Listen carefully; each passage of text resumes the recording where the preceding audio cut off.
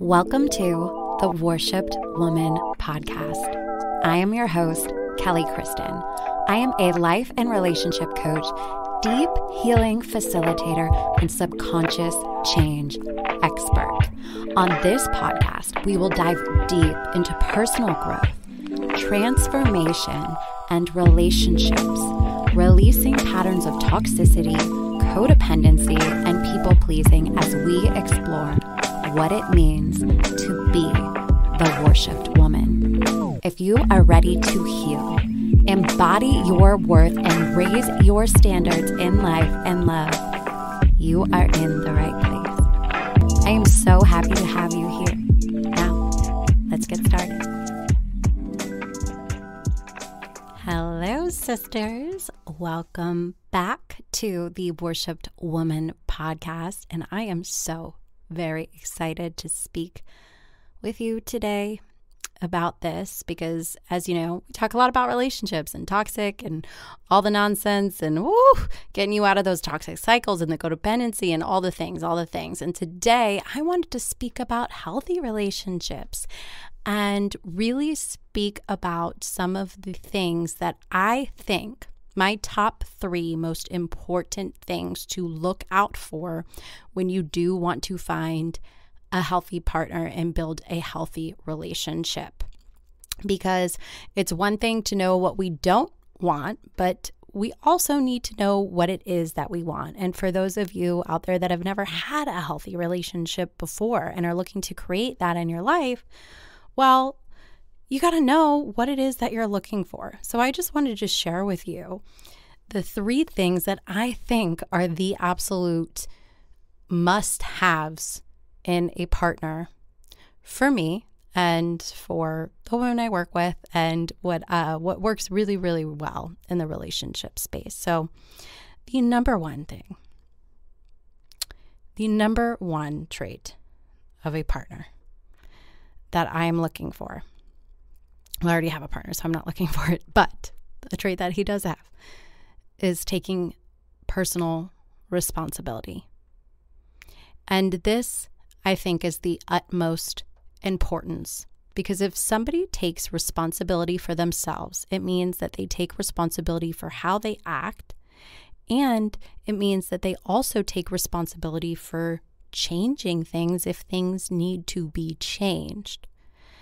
And taking personal responsibility means that if you are to bring forward something in the relationship like, hey, this isn't working for me, or we need to talk about this or that, they don't automatically say something like, oh, well, it's your fault, or you need to do this, or you need to do that. But they actually look within themselves and then go, what do I need to do? What do I need to change? Who do I need to be? And they actually look within themselves rather than trying to blame somebody else or to blame you for anything. And one, it's so important because if you're taking personal responsibility, you're definitely most likely not a narcissist. You still have narcissistic qualities, which not all of those are bad, to be honest, but you're definitely not a narcissist if you're taking personal responsibility, right? So that's like anti-narcissist right there. But 2, it's important because it's really hard to create a good partnership with somebody who doesn't look at themselves and doesn't own what they do and doesn't own their part in things and doesn't have any sort of self-reflection on themselves or a standard for which they hold themselves accountable to. How are you going to create a good life with somebody who doesn't do that, right? So personal responsibility is huge, huge, huge, very high on the list. The second thing is emotional intelligence. And emotional intelligence is kind of a really big term, right? It means a lot of different things. But to me, just to kind of round it out here, emotional intelligence means that this is a person that is in touch with their emotions and they know how to process their own emotions, and they don't like bottle everything in and then blow up, and they don't, again, blame you for anything. They take a level of self-awareness within themselves, but then they also understand your emotions. When somebody's emotionally intelligent, it means that they can look at you and have compassion. They have self-compassion, but they also have compassion for you, and they can understand more than their own side of the situation, right? Somebody who has high emotional intelligence can really zoom out of issues or zoom out of things and see, well, what's the bigger picture here? And not make anything so personal that doesn't need to be made personal, right? When I have high emotional intelligence, I recognize that other people's behaviors are not about me. But so you would want to be with a partner who recognizes that other people's stuff is not their stuff, but they also know how to deal with their own stuff. That's high emotional intelligence. And it's nice to have a partner that's knows what's going on with themselves, that knows themselves. Because if you don't know yourself, well, it's really hard to let other people in, isn't it? It's really hard if you don't have a certain level of emotional awareness with yourself. It's really hard to meet others at a deep level because we can only meet people from the depth that we've met ourselves at. And so for me in a partnership, I want to go deep. I've gone deep within myself, so I require somebody else that goes deep within themselves so I can go deep with them. We can all go deep together, right? And this has got to be such a huge shift from past toxic relationships that I know that I was in, because there really wasn't emotional depth. There was really just, when you have somebody who has high emotional intelligence, it really takes away that feeling of walking on eggshells, or that feeling of, I can't be, I can't say this, or I can't do that, or if I act this way, then this will happen. All of that goes away because somebody who has high emotional intelligence is able to hold your emotions and is able to let you show up in a messy, raw way if that's what need be. Because when you're in that space, you also really release judgments, right? And I think that's one of the things that really, really drew me in initially with the man that I'm with now, who's very emotionally intelligent, in touch with his emotions and how he shows up, is because he was able to show up so well within himself, and he had such a high level of self-acceptance with who he was, and he had a really safe presence because of that, right? Because he had gone so deep within himself that he was able to handle my depth, and he was able to handle my emotions because he was able to handle his own. This is a really big shift, and I think it's something that's so important in partnerships and something that you really, really want to consider. And the last thing that I want to talk about today is consistency.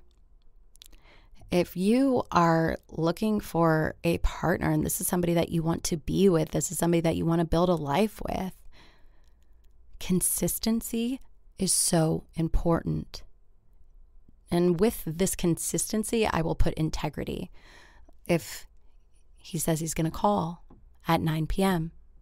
on Tuesday, he calls at 9 p.m. on Tuesday. If he doesn't, disappear for days at a time and come back, he does what he says he's going to do.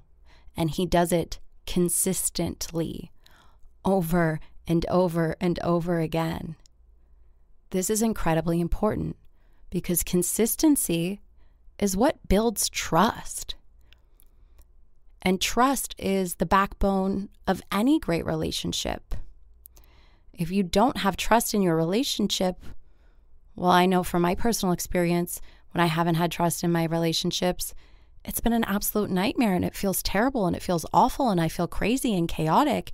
And I'm just at a point in my life where I refuse to ever live that way again. And you can refuse to ever live that way again in your life. But consistency is important. Why would I want to be with somebody who doesn't follow up and who doesn't hold their word and who doesn't do what they say they're going to do? That's incredibly important. But when you're not used to that, you don't realize how important it is. the deal. These are the top 3 things. Someone who takes personal responsibility, has high emotional intelligence, and is consistent. Well, guess what? If you want that in a partner, those are the traits that you need to start embodying for yourself. If you haven't had this in a partner, well, do you need to deepen the responsibility that you take for yourself? Do you need to take some control and power back into your hands for things in your life? Do you need to stop blaming the outside world or conditions or circumstances for how things are and say, I'm going to take control. I'm going to put my foot in the driver's seat, and I'm going to put my foot on the gas, and I'm going to go, and I'm going to do what it is that I want to do, and I'm going to take responsibility for my life, and I'm going to create what I want to create. I'm going to have what I want to have. And I'm going to look at the past and look at the relationships that I've been in and realize that this is my work to do. You have to take personal responsibility for yourself. You have to learn emotional intelligence for yourself. So self-understanding, self-compassion, but also becoming aware of what your emotions even are. So many of us are so disassociated from ourselves and our bodies that we walk around and things happen and we don't even register what they are. We don't even know when we're happy or when we're sad or when we're mad, or we can't decipher what's actually going on because we're so outside of ourselves. So what do you need to do to cultivate emotional intelligence within yourself? Do you have boundaries? Do you have standards for how you allow yourself to be treated? And do you recognize other people for where they're at? Do you understand other people? Do you understand their emotions? Can you hold space for yourself? Can you hold space for other people? The traits that you want to find in a partner are the things that you need to first really be embodying for yourself. So are you emotionally intelligent? And lastly, are you consistent with yourself? Do you do the things that you say you are going to do? Do you flake out a lot? Do you not show up on people? Do you say you're going to do one thing and then do something else? Consistency. Are you consistent? Are you in integrity with yourself? The truth is, if you want to create a healthy partnership, you have to create a healthy relationship with yourself first. This is the work. This is the work. Nothing is more important. No relationship is more important than the relationship that you have with yourself, because this is what sets the standard for you. This is what sets the standard for how everybody else gets to show up in your life. It sets the standard for how everybody else is going to treat you. How do you treat you? How do you show up for yourself? How do you value yourself? Those are the things that you need to look at first. If you can do that, then you will attract a partner who is on that level. That is the magic of working on yourself. That is the magic of releasing your own wounds. That is the magic of stepping into the woman that you really want to be. You are the one that gets to create this. And that's a beautiful thing. So I hope that you found this episode helpful today. If you did, and you know another woman that would need to hear it, I ask that you please share it. If you loved this episode, please take a screenshot, share it on your Instagram, tag me at Miss kellykristin. You can also find me at worshippedwoman. And go ahead, leave a 5-star rating and review on iTunes. I am so grateful for every single review that comes in. I love you guys so much, and I'll talk to you soon.